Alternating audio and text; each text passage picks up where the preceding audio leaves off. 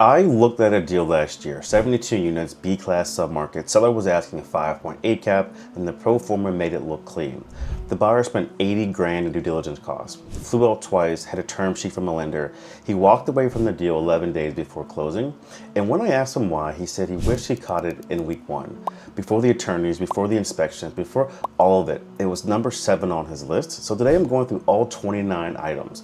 The deal killers that don't show up in the OM, the brokers that don't flag, and the most investors only learn once they've already paid for the education. If you're buying apartments or thinking about it, this is the video I wish existed when I started. Now, if you own one apartment or you're trying to buy your first indication, this video is for you. Because here's what no one tells you about this business. Brokers show you the OM, lenders eventually see the numbers, and most investors never close the gap between those two.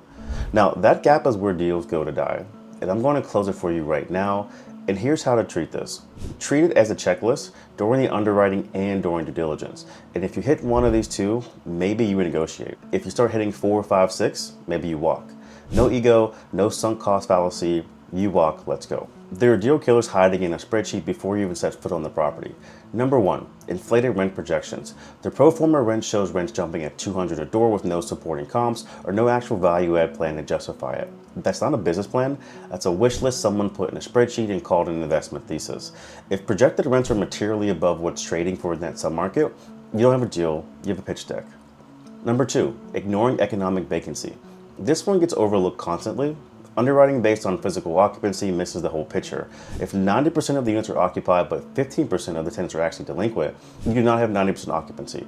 You have a collections problem. Always look at what's actually being collected, not just what's leased. Number 3, understated operating expenses. The expense ratio looks suspiciously clean, 28 to 30% maybe. Meanwhile, every comparable property in the market is running at 42 to 50%.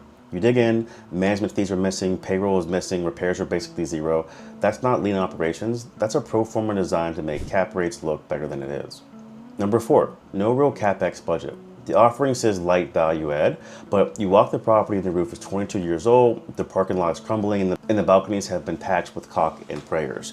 If there's deferred maintenance everywhere and the CapEx line is $500 per door per year, that gap is coming out of your rents. Expect a capital call. Aggressive exit cap rate. The model assumes they'll sell in 5 years at a lower cap rate than an in-place market cap today, with no serious value add story and no market data to back it up. In a flat or rising rate environment, that's not conservative underwriting. That's speculating on a cap rate compression that may never come. Number 6, unrealistic rent growth assumptions. See, 5% annual rent growth every year for 5 years in a market that's leveraging and averaging 2.1%. I've seen this more times than I can count. If the entire return profile collapses the second you plug in realistic rent growth, you don't have a deal. You have a math problem that only works in best case scenario. Number 7, ignoring property tax reset. This one is a silent killer. The seller has been paying taxes based on what they paid for the asset years ago. You're buying at a material higher number.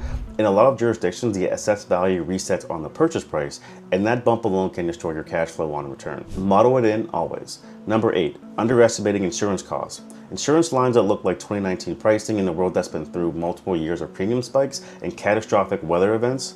If the OM insurance figures look low relative to the current market quotes in that region, don't average it, assume it's wrong, and get the real quote before you close. Number 9, no stress testing.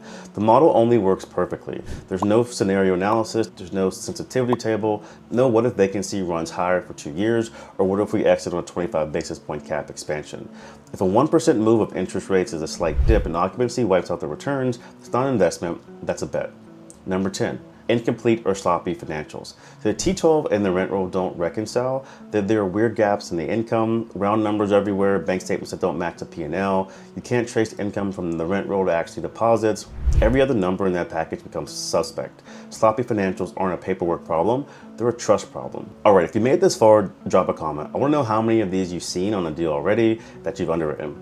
Now let's talk about what you find when you actually walk the property. Number 11, hidden deferred maintenance. Big ticket items at the end of life that didn't make it on the seller's disclosures. Roofs, boilers, chillers, parking structures. If the inspection report comes back looking like a capital improvement wish list, your returns just get reallocated to CapEx. The deal still might work, but not at the price you're maybe paying. Number 12, infrastructure you can't see from photos. See, old cast iron galvanized plumbing, undersized electrical panels, sewer lines that haven't been scoped in a decade, None of this shows up in the listing photos. All of it shows up in your budget. So hire the right inspectors and get a plumbing scope done, especially on older assets. Number 13, environmental problems. Signs of contamination, underground storage tanks, floodplain exposure, a phase one that raises questions nobody wants to answer. If remediation is on the table and the deal is already tight, you're one environmental consultant's report from walking. Number 14, life safety and code violations. See, missing smoke detectors, outdated fire suppression, blocked egress, open citations. This isn't just a negotiation. Lenders and insurance can kill the deal entirely over unresolved life safety issues. And frankly, as the owner, you're the one who becomes liable after closing. Number 15, operational chaos on site. See, the on-site team can't answer basic questions, records are scattered, units haven't been turned on in months, maintenance logs don't exist, bed operations don't fix themselves after you take title.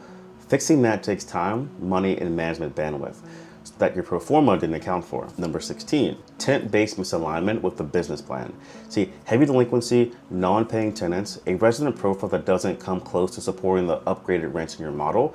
If your plan requires basically turning over the entire tenant base, that's not a value add play, that's a repositioning project. So model the vacancy loss, the legal costs, and the timeline honestly, then decide if the deal still works. Number 17, utility structured against you. All bills paid, no rub system, infrastructure that makes it nearly impossible to sub-meter or shift utilities to tenants. If you can't realistically change that structure, your expense ratio may look like this. Factor it in or find a new deal where you can actually implement the utility recovery strategy you've been banking on. Number 18, inaccurate rent roll.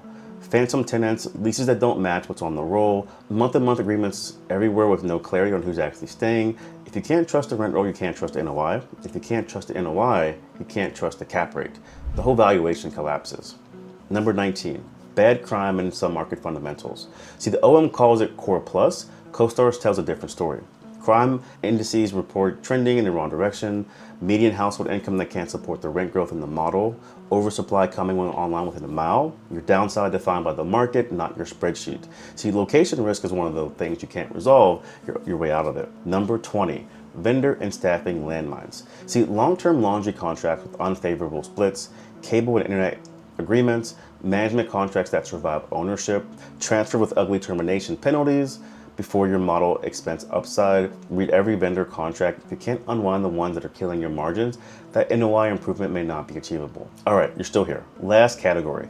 These are the deal killers that show up in the docs, the capital stack, and honestly, in the mirror. Number 21, title issues and liens, unrecorded easements, mechanics liens, boundary disputes, fractured ownership with a missing heir. If title can't be cleaned up cheaply and quickly, you're looking at either a delayed closing, a price renegotiation, or a deal that just dies in escrow. Don't skip the title commitment review. Number 22, zoning and compliance risk. Illegal units being counted as income, non-conforming use that only exists because it predates current code, parking counts that don't meet the current requirements. If the business plan depends on grandfathered status, that single code reinforcement complaint could unwind. That's not a business plan, that's a risk that you're buying. Number 23, lender covenants you can't realistically meet. DSCR requirements, reserve minimums, or renovation completion timelines that your actual pro forma, not the optimistic one, can't reliably hit. If you have to shade the numbers just to hit a term sheet, that's the deal telling you something. Listen. Number 24, sponsor track record gaps. For anyone looking for a passive LP position, this one matters. A sponsor with no relevant operational history on this asset type, no skin in the game, and a weak investor reporting practices is not someone you want managing your capital through a down cycle. A great marketing deck is not a track record. Ask for references, ask for K1s from past deals, ask what happened when things went sideways. Number 25, overly complex or misaligned capital stack. See, high-cost preferred equity on top, mezz debt with aggressive timelines, short-term bridge financing with a refi assumption that requires the market to cooperate. If every component of the capital stack has performed perfectly for the deal to refinance and there's no margin for error anywhere, that's not a deal structure, that's a prayer. And prayers don't underwrite.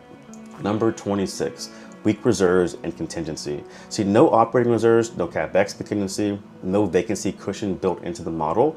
See, the first surprise, and there's always a surprise, forces either a capital call or a distressed sale. Thin reserves aren't conservative underwriting. They're a liability that you're choosing to take on. Number 27, seller or sponsor hiding information. Slow walking documented requests, lost. Phase 2 reports, resistance to third-party property condition assessments. If they're this cagey before you close, you haven't seen the worst yet. Transparency issues in due diligence are almost always a preview of what you're walking into.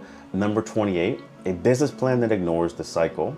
A 3 to 5 year value add flip with no contingency for rate risk, no scenario where rent growth disappoints, and no answer to what happens if we have to hold this longer than planned. See, good deals survive bad cycles. Bad deals only work in bull markets. Which environment are you underwriting for? And number 29, you needing the deal too badly. You've been looking for 6 months. You've lost 3 deals to higher bidders. You're bending the return hurdles. You're telling yourself the red flags are manageable. You're renegotiating with your own criteria. And I'm going to be honest with you, this is the most common deal killer on the entire list. Not a bad cap rate, not a deferred maintenance issue, you talking yourself into something that doesn't work. The best investors I know have a bias toward not doing deals because they understand that deals you don't do are sometimes worth more than the ones you do. If the deal hits more than a handful of these, it's not going the way you want. It's the bullet you dodged. Print this out, put it next to your underwriting model, and the next time our broker slides you know him that looks too clean, run through it.